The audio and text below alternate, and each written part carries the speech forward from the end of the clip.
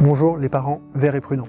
Comment entourer vos enfants d'un environnement favorisant la santé? Aujourd'hui, je réponds à la question que m'a posée mon amie Alice sur la CNDASP en ouvrant à la recherche des savons magiques. On va voir ça ensemble parce que c'est un organisme qui me semble aussi important que son nom est difficile à prononcer la première fois.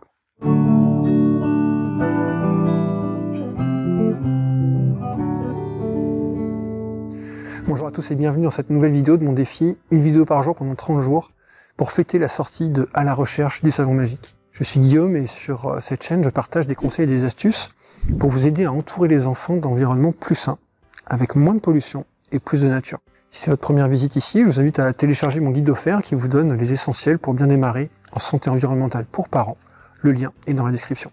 Aujourd'hui, je réponds à la question d'Alice qui m'a demandé en ouvrant le livre « C'est quoi la CNDASP ?» Merci pour ta question Alice, je l'ai sélectionnée parce que je pense que d'autres parents vont probablement se la poser aussi. Bon, donc déjà ça se prononce CNDASP, ou plus simplement DASP. Et il s'agit de la Commission nationale de la déontologie et des alertes en matière de santé publique et d'environnement. C'est une commission qui a été créée il y a peu par une loi de 2013 portant sur l'indépendance de l'expertise et la protection des lanceurs d'alerte en matière de santé publique et d'environnement. Cette loi a fait suite notamment à l'affaire du Mediator. À la date où je tourne cette vidéo, le président de la DASP est Denis Mirou-Navier, le préfacier de À la recherche du savon magique.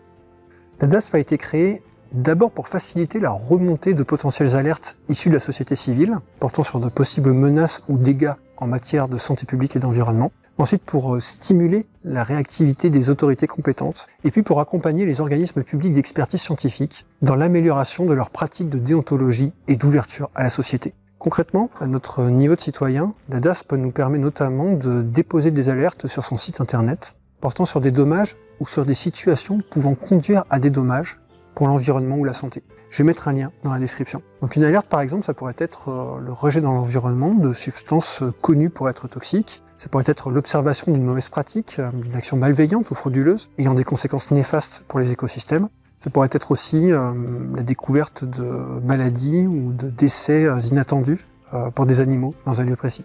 Sur son site internet, la DASP précise qu'aucun signalement anonyme n'est pris en compte, car les sources des alertes doivent pouvoir être vérifiées et étudiées. Néanmoins, tout signalement à la commission reste confidentiel durant son instruction. L'idée est de faciliter la vigilance citoyenne vis-à-vis des menaces pour l'environnement et la santé publique.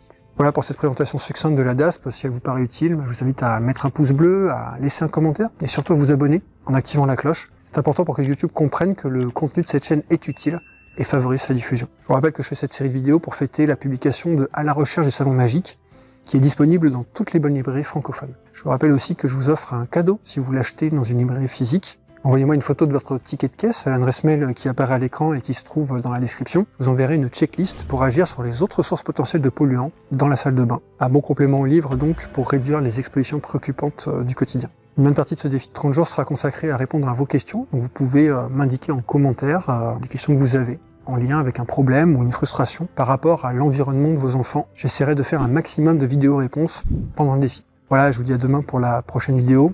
En attendant, je vous invite à faire partie des parents verts et prudents, des parents qui participent à la vigilance citoyenne vis-à-vis des menaces pour l'environnement et la santé publique. À demain.